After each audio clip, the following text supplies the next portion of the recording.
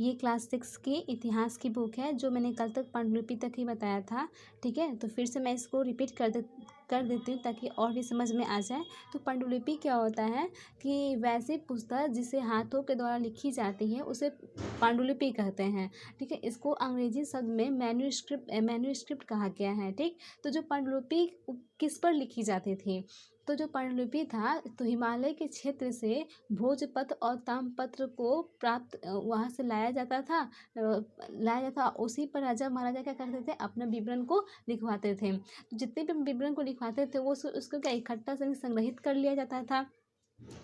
तो कुछ सालों के बाद क्या हुआ कि वो कीड़े के द्वारा वो पांडुलिपि क्या हुआ, कुछ नष्ट हो गए थे, और जो कुछ बचे हुए थे तो उसके द्वारा इतिहासकार उसकी जानकारी ली अतीत के बारे में। ठीक, तो इसके आगे चलते हैं कि जो पांडुलिपि है उत्तर भारत में संस्कृत, पाली, प्राकृत यानी और दक्षिण भारत में तमिल, तेलुगु भाषा का प्रयोग की जाती थी। यानी कि जो पांडुलिपि लिखी जाती थी वो किस भाषा में लिखी जाती थी, तो उत्तर भारत में संस्कृत, पाली, प्राकृत क्या होता है, ये आम भाषा होती है जैसे हम लोग बोलते हैं, और दक्षिण भारत में तेलुगु भाषा का प्रयोग की जाती थी।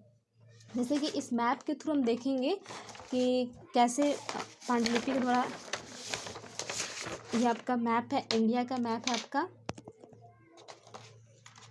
ये देख रहे हैं आपका इंडिया का मैप है। इस भाग को हम लोग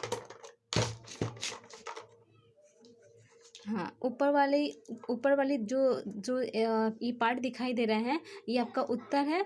इसके जस्ट नीचे आएंगे तो ये आपका दक्षिण भाग है, और जिसके जस्ट बगल में ये आपका पश्चिम है, और ये आपका पूरब है। ठीक है, तो इसमें क्या कह रहा है कि उत्तर भारत में, यानी कि उत्तर भारत में कौन से जो पांडुलिपि होती थी वो किस भाषा में लिखी जाती थी, तो संस्कृत।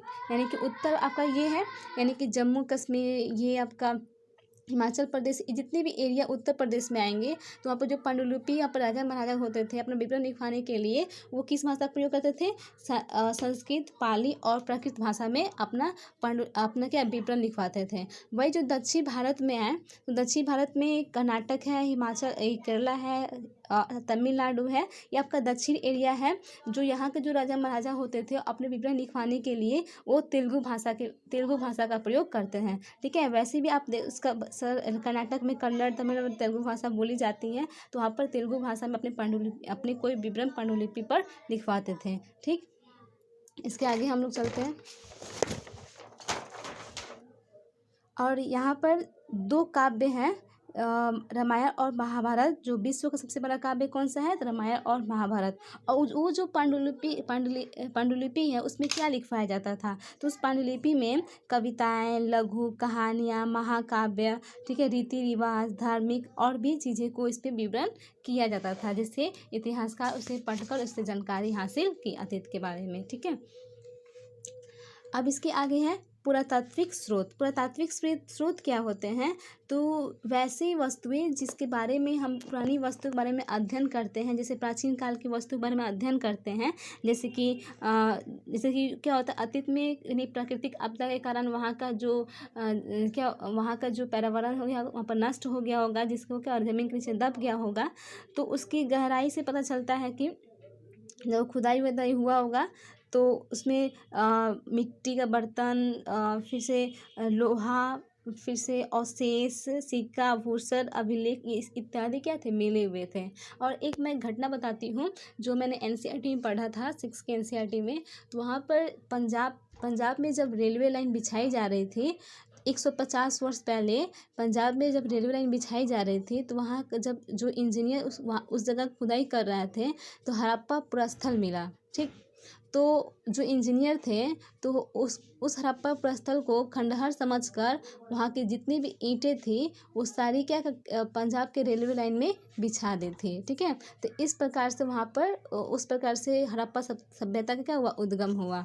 ठीक, तो ये हड़प्पा सभ्यता कहाँ पड़ता है, तो ये आपका इंडिया का मैप है, जो आपका ये उत्तर है और ये पश्चिम है। ठीक है, तो उत्तर पश्चिम का जो एरिया है इस साइड में आपका क्या है, पाकिस्तान है। ठीक है, और यहाँ से आपकी सिंधु नदी गई है, सिंधु नदी की जो 5 सहायक नदी है, ब्यास, झेलम, चिनाब, रावी और सतलज, ठीक है। तो यहीं पर आकर क्या करती है, मिलती है और यहाँ से वो अरब सागर में गिर जाती है। तो यहाँ पर आपका पंजाब है, यहीं पर खुदाई हो रहा था रेलवे लाइन बिछाने के लिए। तो वहाँ पर क्या हुआ, उसको खुदाई पर हड़प्पा का पूरा स्थल मिला, जो कहाँ है, पाकिस्तान में है। अभी हड़प्पा पाकिस्तान में है, ठीक।